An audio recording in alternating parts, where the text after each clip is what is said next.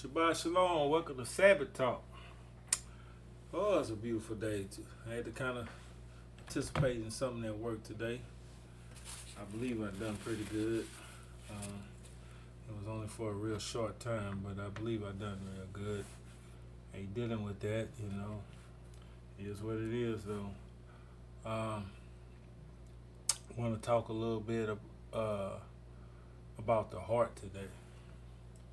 This is a last minute teaching that I'm going to do on it because in actuality I was supposed to be talking with about death, but it is a large topic to try to cover and to try to get understanding, and I'm still getting resources together from various places with in the Apocrypha, as well as some of the other ancient books, the book of Canute and different things. So it's a teaching in itself.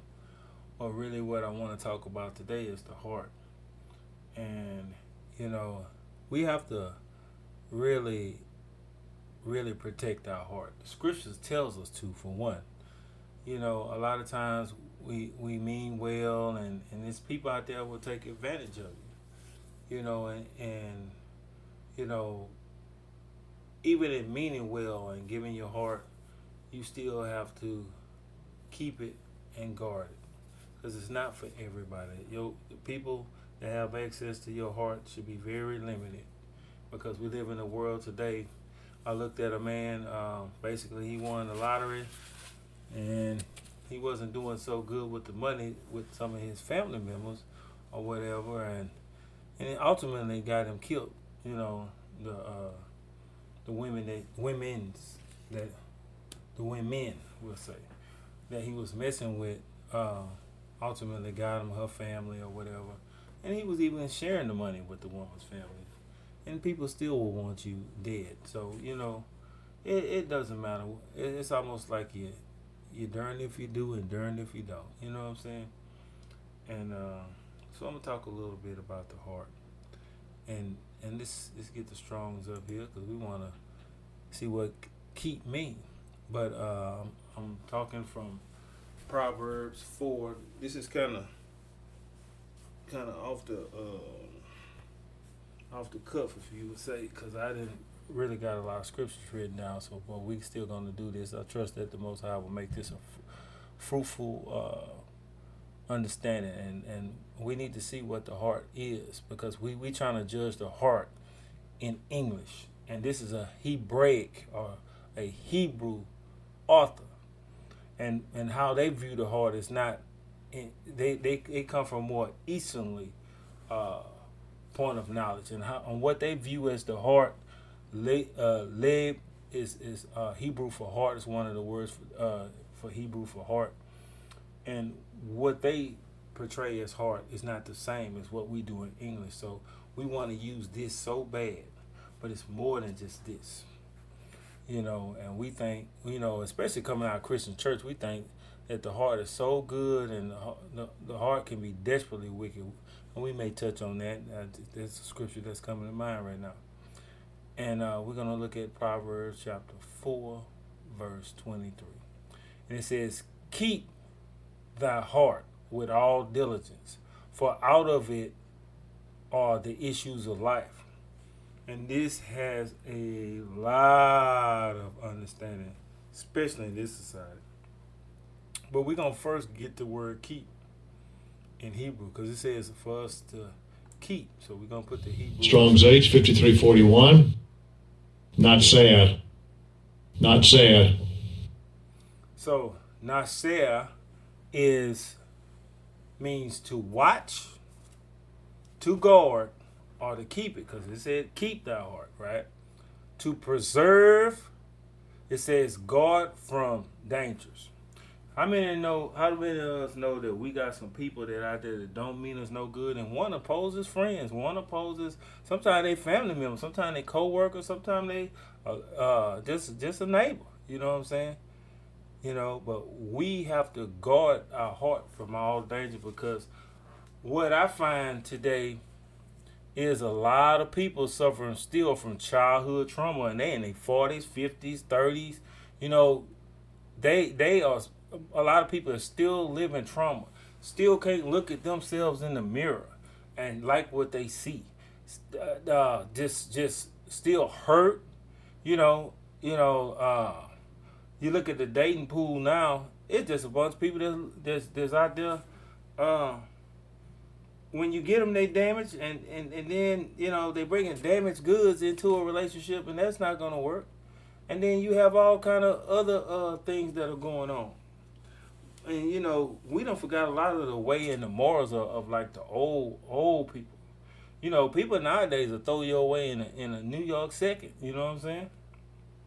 I throw you away quick. You know what I'm saying? If they don't have something to gain when they talking to you, or if when you say you want a favor, man, they trying to see, well, what is it exactly? Cause like it's a big favor. You know what I'm saying? But when they ask you for a favor, oh man, you supposed to stop heaven and earth. You know what I'm saying? But it means to keep, observe, guard with fidelity, to guard, keep secret. You don't have to tell everything about your heart. That's where most people fall. If that man would have just won the lottery and just staged it and kept it, especially with people like that working to kill him. You know what I'm saying? And ultimately died. The blessing was, I guess, to a degree, he had money. Then he should have been able to do different things, man. If I had money like that, man, I would be full-time ministry. You know what I'm saying? I wouldn't even try to do, a bunch of fools. I'd be full-time ministry. You know what I'm saying? And definitely, I know it's people I couldn't tell, and there'd be very few people I would tell. Be honest.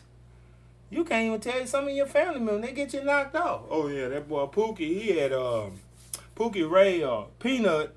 He won about 3.5 million. After taxes. You know what I'm saying? That boy, man, there's people out there for to come snatch up your family members, all kind of stuff. And it says to be kept close. Keep your heart close. It says to be blockaded. In other words, guarded. You know what I'm saying? You can't tell everybody your business. Be a watchman. Look out for your heart. Ain't nothing wrong for that. And here's the Strong's definition to Natsar. Primitive root, to guard in a good sense. To protect, maintain, obey. Or a bad one, and a bad one to conceal. Besiege. Hidden thing. Like I told you, you couldn't tell them those to try to help and that you won the lottery. Man, some family will knock you out. Now let's see what heart is, so we know what to do with that heart. Strong's H3820. Lave. Mm-hmm. Okay, it comes from this word here, the root etymology. Strong's H3824. Levav. Okay, so the base of this word comes from this word right here, levav. Okay, inner man. Notice the first definition is talking about this thing that's beating right here. Inner man. Okay, mind. Will. Now it says heart. Soul. Understanding. Inner part. Midst. In the midst of your inner part. Heart of man. The midst of things. Soul. Heart of man. Mind. Knowledge. Thinking. Reflection. Because see, your heart, you're going to reflect on things that are important to you. Some people, all they know is money. Money. Ain't going to leave that mortician a good tip. And everybody else, how many times you seen somebody work hard all their life, save up all their money, and their children squander it, or it's a spouse that squander it, or the survivors squander it. You know what I'm saying? Man, that's it. Inclination, resolution, seat of appetites. What's really makes you hungry? The seat of appetites, what really makes you tick? And it's all about money. And like I said, at the end of the day, it's the seat of your emotions, how you feel, and passion. So we're not dealing with just this little thing that's over here, and that's from the root word. Your conscience here in the it's another one too. Inclination, resolution, determination of will. For the feelings, for very widely for the feelings, the will, and even the intellect. In a strong definition. Likewise, for the center of anything, what's most important to you? That's the matter of the heart right there. You notice it ain't spending a lot of time talking about this part that's beating in your chest. Because see, from the Western view, we thinking about that. So keep guard, hide, build a stockade around. You can't give it to everybody. You can't give your heart to everybody. We're going to go into I'm in Ecclesiasticus, in the Apocrypha. You know what I'm saying? Ecclesiasticus chapter 8. Okay? For my people that don't the Christian people that in their church, they don't know what well, they know the King James Version Bible, but the ones without the Apocryphal books in it. Okay? It is a part of the Bible until the 1800s. You got some so-called wise people took 14 books out, a minimum of 14 books. But when you had the King James Version Bible, when it was printed to give to us, you understand what I'm saying? It had these books. Okay, this is a part of the King James Version Bible. And I gotta,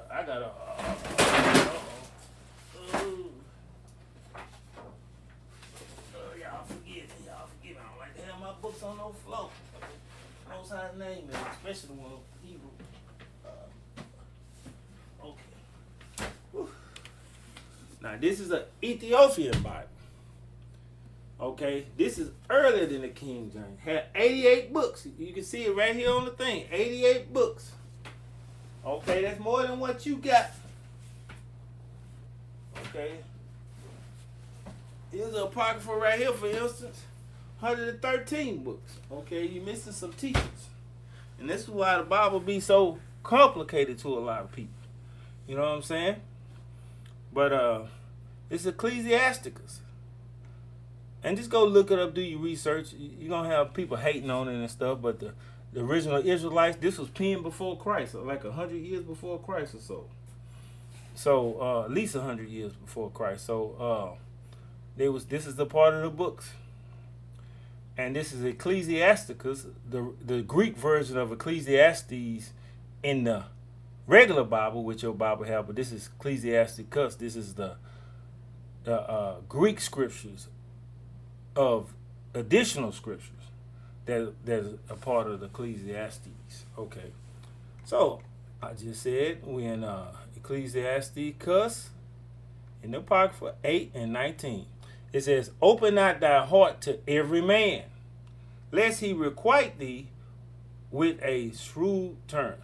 So it says, you can't give your heart to every man. Sisters, brothers, you can't give your heart to everyone.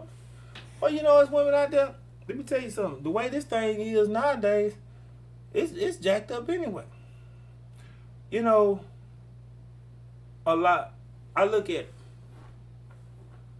like my grandmother and grandfather back in their day, and the sisters loved this. The sisters loved this. My grandfather worked, but my grandmother was a nurse. She was a virtuous, very virtuous woman. So she did have her own because she did nursing. You know what I'm saying? She did a lot of nursing and things of that nature. But she you know, but he was the main breadwinner. He would go out there.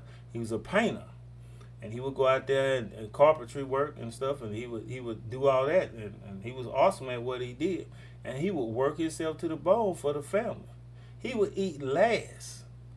He had a house full of children. You imagine a house full of children? Could you imagine that? With 5 or better? And he would bring home the bacon. My grandmother would make sure he bring that money home. Everything was paid. My grandmother cooked. You know what I'm saying? It wasn't no doubts. It wasn't no. She made sure. And nowadays it's like you dating people nowadays. They want, and sisters, girl, we need to go back to that because these men, I don't want to work. But you shouldn't be no man, and like on some of these TikTok videos I'm seeing, and some of these Instagram videos, these men working all day, and they better get them something to eat when they get home, cause you don't want to cook most of the time. Yeah. What I got you for? What would I have you for? You can't cook. The house is dirty. I know brothers go work all day, work 10, 12 hours and go home and cook. What? I'm protecting you and giving my life to you for you to like me. And the moment you can't live the Gucci lifestyle or whatever, I'm not worth it. Man, please, dating is jacked up. That ain't how them women did. And that ain't how them women roll. I tell you what, if he was home in the middle of the night, he had something to eat. You understand what I'm saying? He, like I said, if you want to, them kings out there, y'all out there make it happen. And you got these women up around here, cause go look what a virtuous woman is. How about that? Go find out what a virtuous. It tell you she have her own. She ain't have to wait for nothing. She have her own. I tell you what, why don't some women be like that instead of sitting up there looking? I'm not saying that a man shouldn't bring his check home. He should bring his check home. He should be a part of, you know what I'm saying? I'm not saying that excusing him from any duties. But I tell you what, if that's the type of woman you are and he can't come home to a good meal and work 10, 12 hours, looking at divorce court, I watched 3 different stories. And the women out there cheating and the guy at work, he work all the time. But you don't mind getting that check. You see what I'm saying? And I might touch, you don't mind getting that check. Since we're in Ecclesiasticus, let's see. Yeah, we're going to stay in there. Let's see, 26. Let's see what a good woman is and a bad woman real quick. Let's see. I think it's in, see? Ecclesiasticus. Blessed is the man that have a virtuous wife.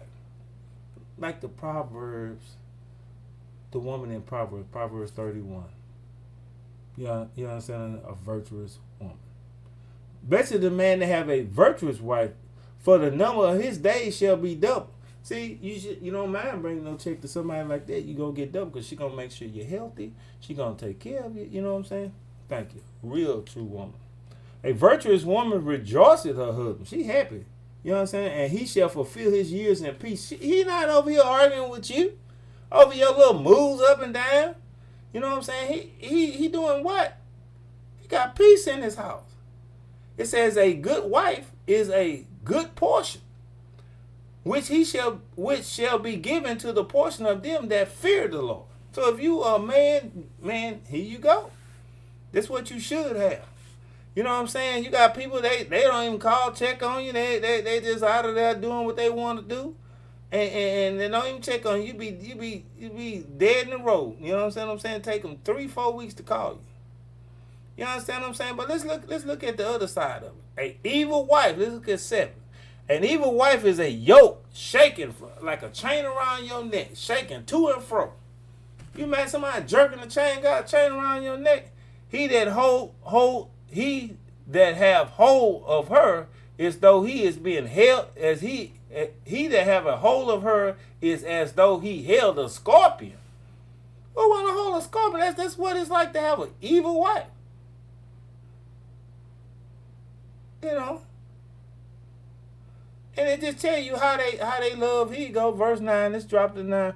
The whoredom of a woman may be found in her haughty looks and eyelids. They want to get them. So I ain't saying women with extra extensions on all of y'all are cheating or whores. I'm not saying that, but it's a lot of them do wear it when they trying to get the attention of these men. You understand what I'm saying? You know, it can go on and on. Here's a good one. On the good side, the grace of a wife delighteth her husband, and her discretion will fatten his bones. She keep her house. She don't go telling business that's in her house. You understand what I'm saying? It says a silent and loving woman is a gift of the Lord, and there is nothing so much worth as the mind well instructed. You know what? She know what to do. She know what her position is. You know what? She ain't combative. And it tells you a shamefaced, a shy woman and faithful woman is a double grace, and her continent mind can be valued. That's what need to be on the side of me. I don't need no joker out here on that ain't none of what's on this list.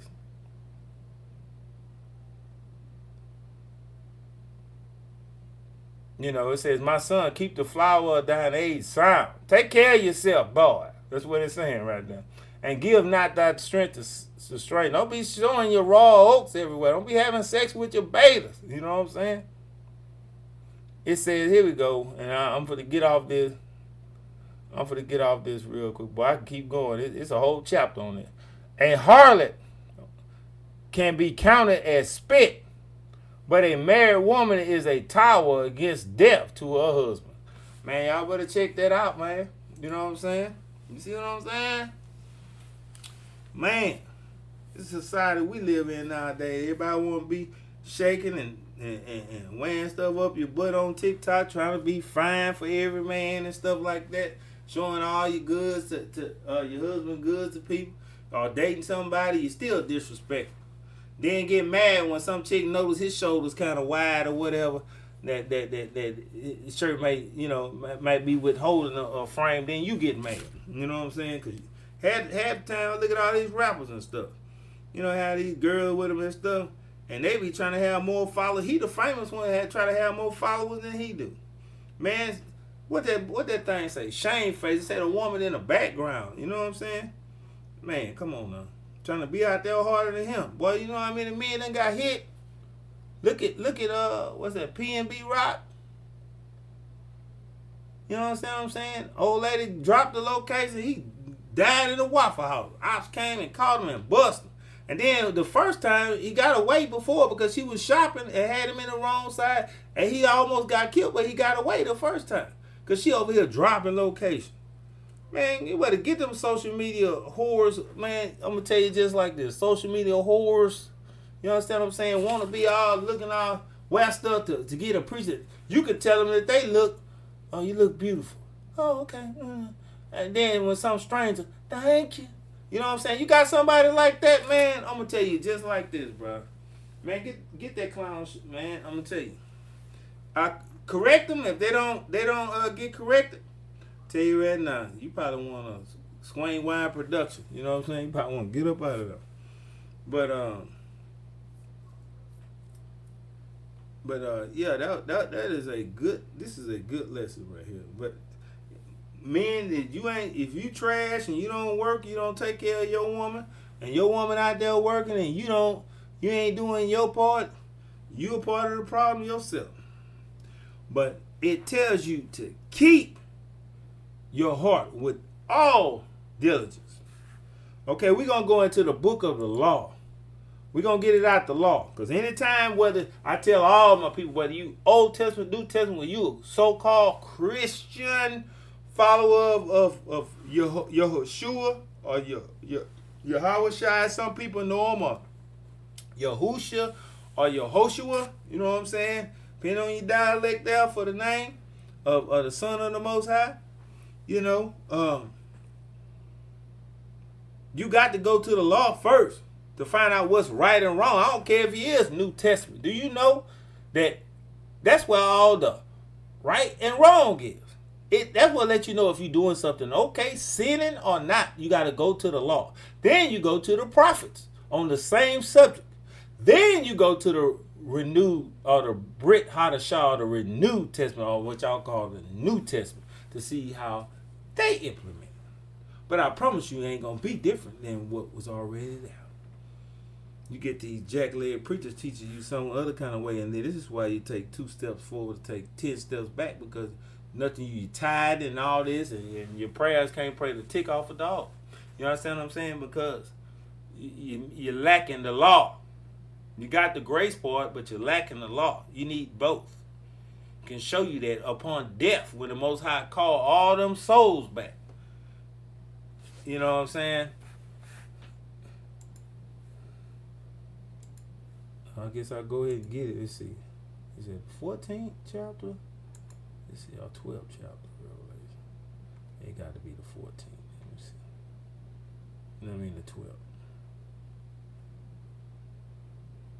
let's go. Let's go get it. Let's go. Okay.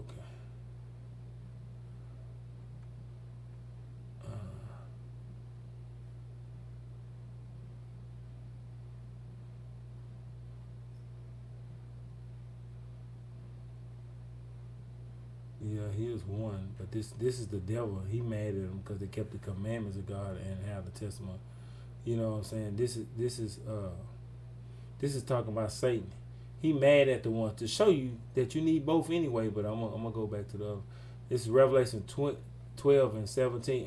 And the dragon was wroth with the woman. Satan was wroth with the woman, meaning mad, and went to make war with the remnant of her seed, which kept the commandments of God and the testimony of Jesus Christ. Okay, so he ain't mad at the ones that don't keep the law because he already have them. You know, the commandments of God, he already have them. Like one of them is today is the Sabbath day. Remember the Sabbath day, keep it holy, but you ain't keeping it on the Sabbath day. You understand what I'm saying? So let's go to Revelation chapter 20.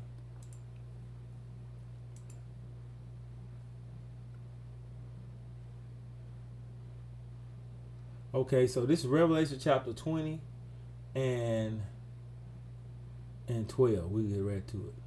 And it says, and I saw the dead, small and great. This is a future reference. So this to see if you just got grace by itself. Is that going to get you by? You're going to have one half of the equation and you're going to fumble the ball at the goal line. And Satan going to fall on it and that's going to be game over. Peak game.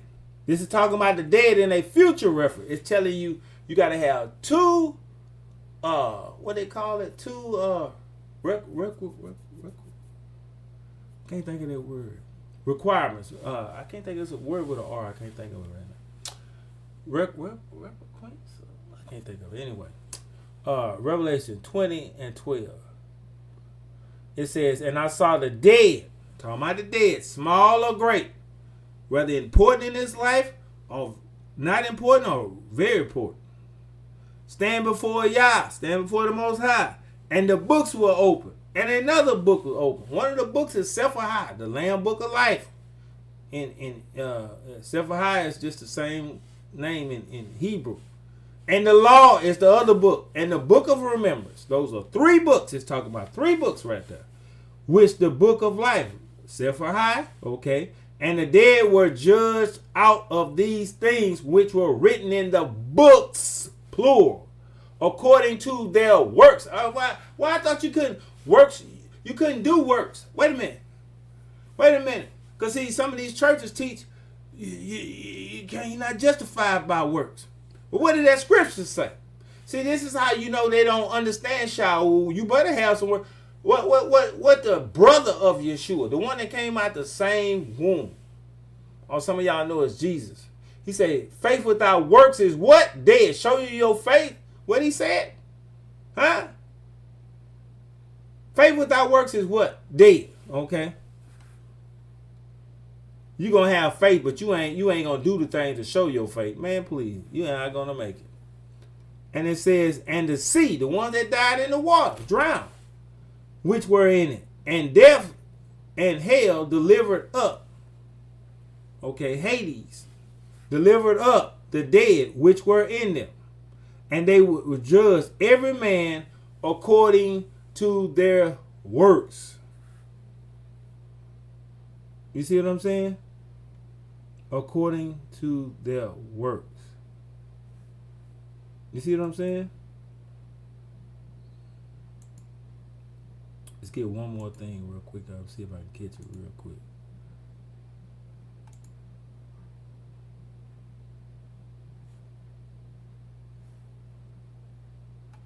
Let's see if I can catch it. I think I might have looked over it earlier.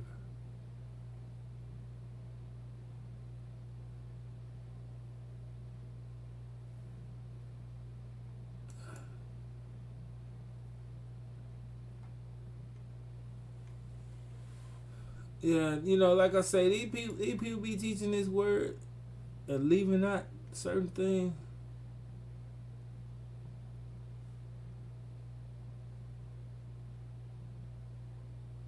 But you got to keep the commandments of the Most High and the testimony of Yeshua. You got to have both. You can't have one without the other. You know what I'm saying? But if I don't find it real quick, I'm just for the gone.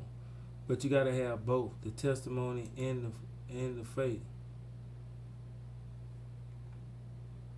But I was hoping I could find it real quick. But nevertheless, you got to have both.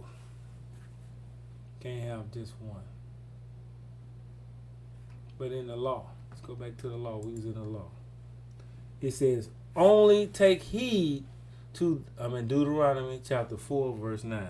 Only take heed to thyself and keep thy soul diligent. Remember, the heart is a part of your soul. Keep your nefesh. Okay.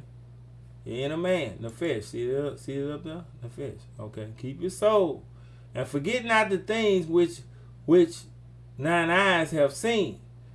And it says, and lest they depart from thy heart all the days of thy life, but teach them to thy sons and thy sons' sons. In other words, hey man, remind them of the commandments, the statutes and judgment, like it's talking about in the 5th verse up here. You understand what I'm saying?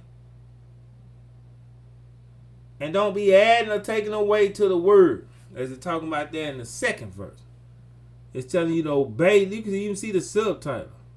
Obeying. Israel's urge to obey God's law.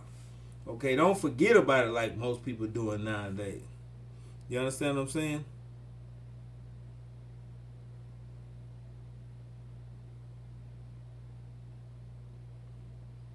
Let's see. Let's go to Psalms chapter 139 real quick.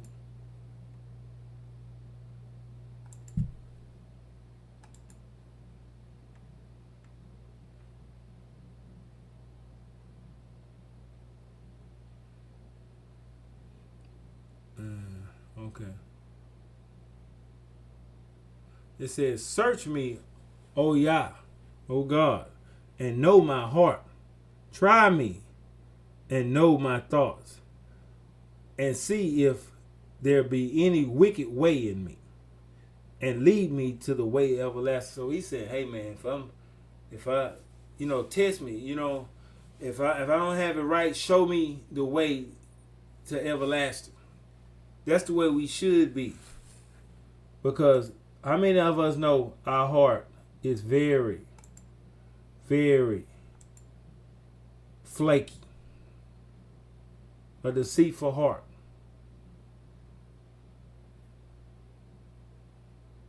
Okay, we're in Jeremiah chapter 17. Now let's see. Jeremiah chapter 17. Verse 5. I'm up here looking at this whole up above that, and I'm like, man, I'm looking at some mistakes up here, and I'm like, wow. As far as the way the children of Israel did. Okay, Jeremiah chapter 17, verse 5. It says, thus saith Yah, cursed be the man that trusted in a man. You understand what I'm saying? Cursed be the man that trusts in a man, and make it flesh his own. Believe in the strength of this man instead of the Most High, and whose heart departed from the Lord. So you definitely can't trust nobody who don't have the Most High.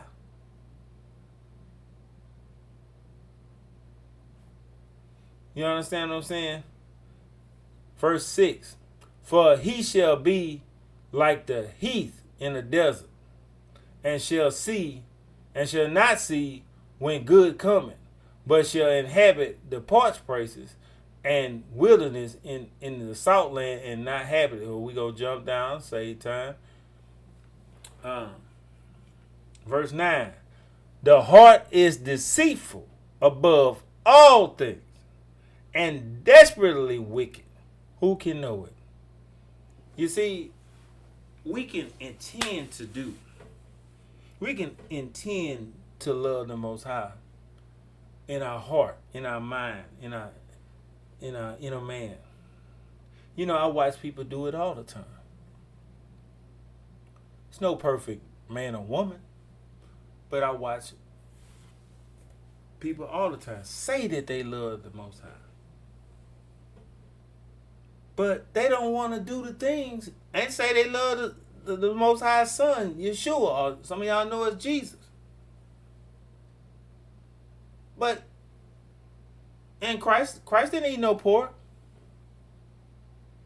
And in the word of the Most High, even your jacked up preacher try to teach something out, just get with me, drop it in the inbox, and I'll bomb on. I show it from the New Testament. You gotta keep it, and let them mess up the book of Acts chapter 10, mutilated, and Timothy, and maybe Romans 14, misconstrue, and try to justify something, and I will nuke them when you go to them chapters. You know what I'm saying?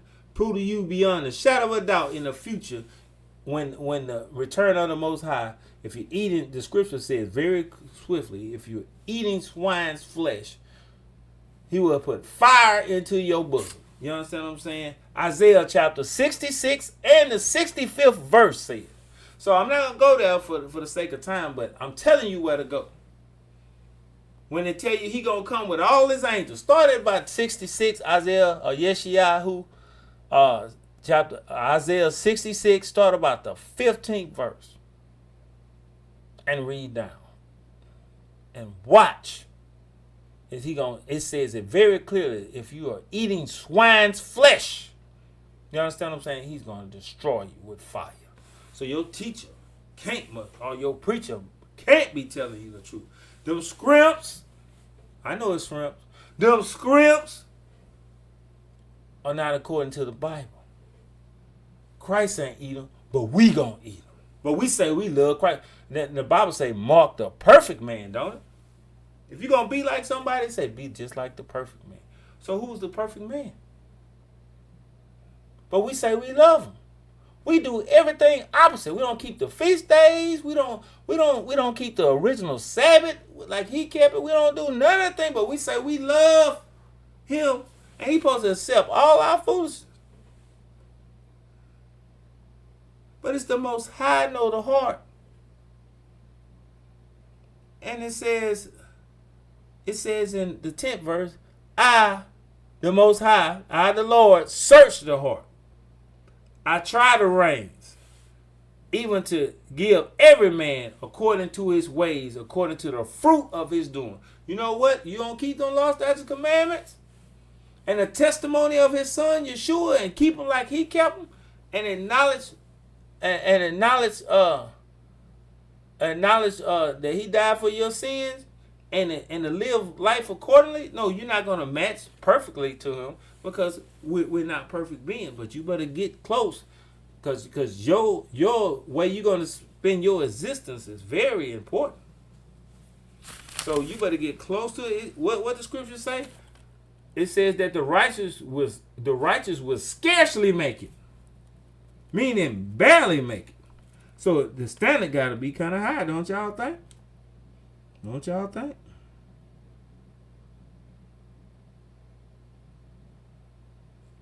And yeah, you go through something. I'm gonna show you when Yeshua. I'm not saying Yeshua. He didn't cakewalk it. He had to dig in a little bit. Let's see. What's that here? Matthew 14th chapter. The red letter. Matthew the 14th chapter. Man, he was going through. The Bible tell you he was sweating in that garden when them boys fell asleep and the soldiers came up on him. The Bible tell you he was sweating.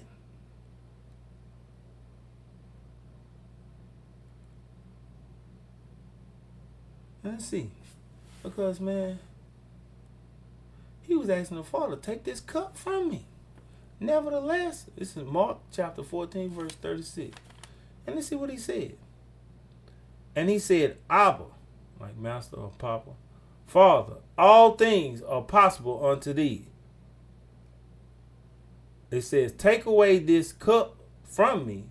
Nevertheless, what I will, but what thou wilt. If you would, take this cup from me. Because he was struggling at this point. He was in a human moment. You understand what I'm saying? Because he realized, man, they finna take me and kill me. He said, if thou, not what I say, but what you say. And he cometh and findeth them sleeping, and said unto Peter, Simon, sleepest thou? Couldst thou not watch for 1 hour? See, they done went to sleep. They supposed to be watching for the soldier so he can burn off. You understand what I'm saying? He was over there making prayer to the Father. You understand what I'm saying? And it says, watch ye and pray, lest ye enter into temptation. The spirit truly is ready, but the flesh is weak. See, your spirit might be ready for something, but your flesh is weak at the moment. You understand what I'm saying? Because sacrifice is a part of this walk. I'm going to tell you just like that, like, because just a quick, Abraham was going to sacrifice his son. Remember? He was going to give his very best, his son. The Most High gave his very best, the first creation. And wasn't a ram in the bushes, caught up in the bush of the thorn? Got a lamb, had thorns on his head. You see, both men sacrificed, but it was a shadow of things to come during Abraham's day. You understand what I'm saying? But both men was tested. And when it's time for your test, you know, we had just had a death in our family, and we got y'all pray for Thomas Hall that everything would go accordingly and he would go back in full strength. You understand what I'm saying? As far as y'all pray for the circulatory system, y'all pray for the respiratory system, y'all pray for the kidneys, the sinews, as the Bible say, the kidneys, the organs, period, that body line up with health, you know what I'm saying, and strength. You understand what I'm saying? Give them a testimony, Father, that, but let me tell you, what we about to go through in this world, the tragedies and the different things of this nature, this construct can't keep going forever. All this thing happening in Russia, all these crime, solar flash, and you ain't got no more lights and stuff. What is some of these women gonna do without these phones? I know I'm getting on y'all, but a lot of times I get on the fellas too. You know what I'm saying? But I guess right now it's y'all time. You understand what I'm saying? What y'all gonna do without them phones? And Miss Independent, why don't you know what the Apocrypha say? Gonna happen?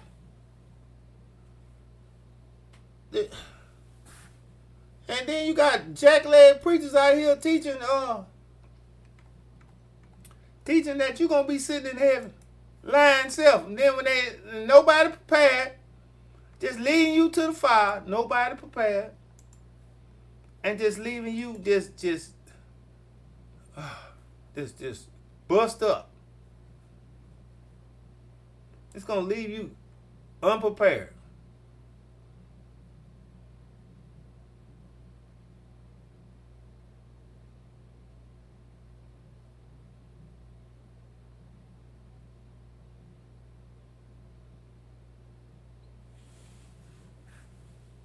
Okay, let's look at it. It's a second Ezra chapter 15.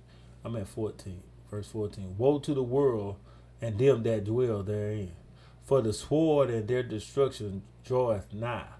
And one people shall stand up and fight against the others, and the swords in their hands. Do you know when this construct goes to pieces and the great tribulation starts? And Christ said, I pray that you take them not out of the tribulation. But yet you got preachers teaching and you ain't got nothing ready. You ain't got 30 days of food in your house. You don't got nothing. You don't got no protection.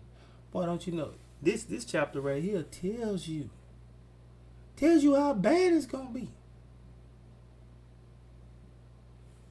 You ain't going to be able to call no police department. They going to be at home protecting their family. All you independent chicks that out there Want to be? I tell you what, it tell you that a man gonna be valuable in that day like gold. Well, you better read Isaiah, the 3rd chapter and the 12th verse on down to the 4th chapter, and a couple verses into the 4th chapter. Get the game. And it says, a man shall not have pity. I'm at 19.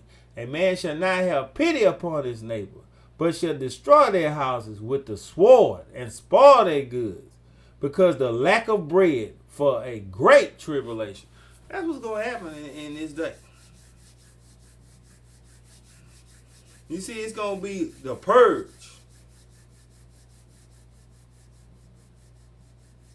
But see, all this got to happen for the chosen to you know what, America? You did what you did. You didn't formally apologize to slavery. You got people coming over here, because I want to call it the right thing. They didn't have such a nice name for us when they brought some of us over. Some of us already indigenous, but what they call them, immigrants.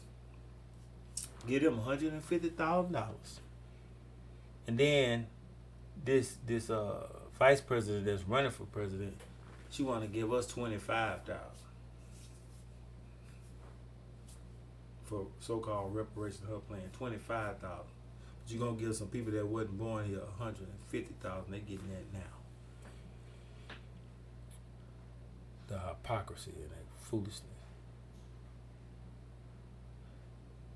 Okay, now let's see. But this is the purging ground. See, all you people that's out there living wicked, you see, it talks about in Revelation how 2 billion people are going to be basically destroyed, a third of violence, pestilence. This is it right here. It says, my right hand will not spare sinners, and my sword shall not cease over them that shed innocent blood upon this earth. And it says 23, the fire is gone forth from his wrath and consume the foundations of the earth, and the sinners shall be like straw that is kindled. Woe unto them that sin and keep not my commandments, saith the Lord, saith Yah. Let's see what sin is. Let's get it out the New Testament. Because, you know, it's funny how they try to make it. I give you the definition of sin in the New Testament. We want to talk about, oh boy, the devil trying to work, boy, trying to keep this, man. We're going to pray that the devil, man, we're going to put your hands behind your back. May the Most High Abba Yah have power over this computer at this point. You understand what I'm saying? Get this word out. We asking, Father. And we know in your name we can do it. Let's get 1 John, because somebody need to get the light. 1 John 3. Let's see what sin is according to the New Testament. Because, you know, a lot of them, I don't like when you be going to the Old Testament because, see, I'm saved under grace. You know, get your goofy. Well, anyway. Now, let's see. 1 John chapter 3, verse 4. Whosoever committed sin. Transgressed, meaning break. Also, the law. The same law I've been telling you got to keep in the Old Testament to the New Testament. For sin is transgression, meaning the breaking of the law. And ye know that he was manifested to take away our sin. Talking about Yeshua or Jesus. And in him there is no sin. Whosoever abideth in him sinneth not. Whosoever sinneth that have not seen him, neither knoweth him. But let's drop down to 8. Well, see, I just believe in Christ, so all my sins. Let's jump straight to it. The 8th verse.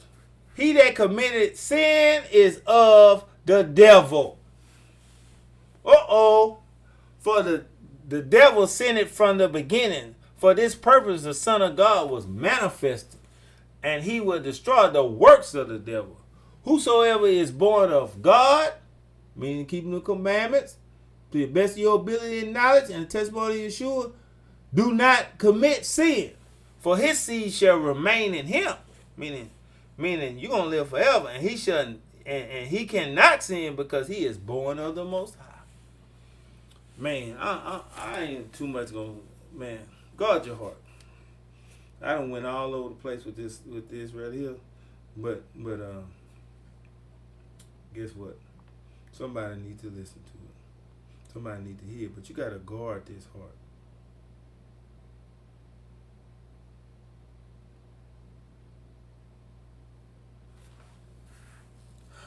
Let's get Hebrews real quick. Well, you gotta keep and guard that heart with all diligence.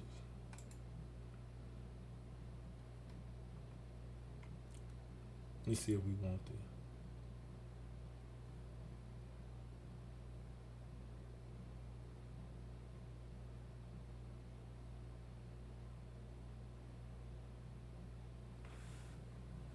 Okay, let's go to Hebrews 12 and 13. And make straight paths for your feet. You understand what I'm saying? Do the right things. Lest that which is lame be turned out of your way, but let it rather be healed. It says, follow peace with all men and holiness, without which no man seeth the Lord. You can't see the Lord without holiness. Kodesh in Hebrew, for a holy purpose. You understand what I'm saying? Keeping the law, statutes, and commandments, and testimony of Yeshua. That's Kodesh. Okay, ain't no other definition. We ain't talking about no so-called church, holiness, and get out of here. You don't even know the Hebrew word for it. You don't even know what that word means. It says, looking diligent, lest any man fail of the grace of God, lest the root of bitterness spring up trouble in you. Therefore many be defiled, lest there be any fornicator, okay, a profane person as Esau, who for one morsel of meat sold his birthright. You know what I'm saying? Keep on. I'm gonna jump to something else.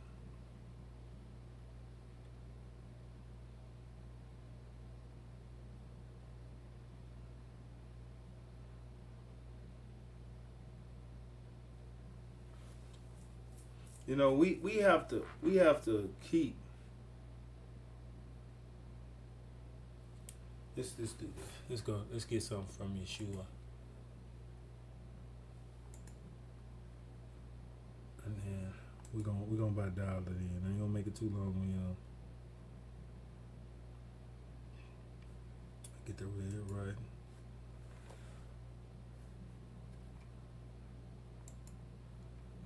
Matthew 12. The words that reveal character. Either make the tree good, for his fruit good, or else make the tree corrupt, for his fruit corrupt. For the tree is known by his fruit. By what you do, not by what you say, by what you do. O ye generation of vipers,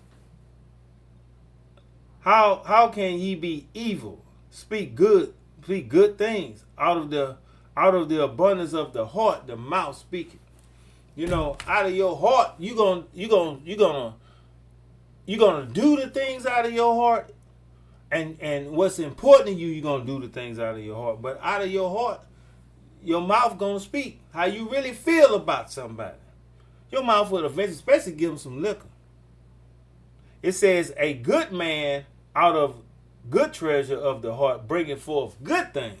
That's what a good man gonna do with his heart. Or a good woman would do with their heart. An evil man out of the evil treasure bringing forth evil things. But I say unto you that every idle word that men shall speak, they shall give an account, therefore, on the day of judgment. For by the words thou shalt be justified, and by words thou shalt be condemned. You're either going to be made righteous or you're going to be condemned. That's what justified is. You know, we got to stop thinking that this heart is something. The Most High know my heart. No, your heart is your inner man when dealing with the commandments. Because I showed you, thus saith the Most High, so many times of keeping the testimony of Yahushua and the commandments and doing righteous acts. If I had not showed that, then forgive me. But this is the way. This is what keep you from going 2 steps forward to take 2 steps back. to give you power. You know, I seen a miracle this week, but I'm not going to go into it because it's a personal matter with my people. I had talked to them about that, going there, but I witnessed a miracle because it certainly looked bad when I got the call. But the Most High handled that. And I'm in debt for the way he handled it. You understand what I'm saying? Because what looked bad turned out lightly touched, because it could have really been bad when dealing with my people. You understand what I'm saying? But he showed mercy, grace, and definitely a miracle. So all praise the God of Israel, the God of Abraham, Isaac, and Jacob. You know what I'm saying? Thank you for listening. I really believe I want to make this kind of short. I got another one I should be posting here soon. I'm going to try to post a couple more because I got some free time coming. And I got to start getting ready for the Feast of Trumpets. But I do want to get a lot of word out there. And I've been having had a death in my family, got all kind of stuff going. So I want y'all to forgive me, you know, because I hadn't been on my pivot.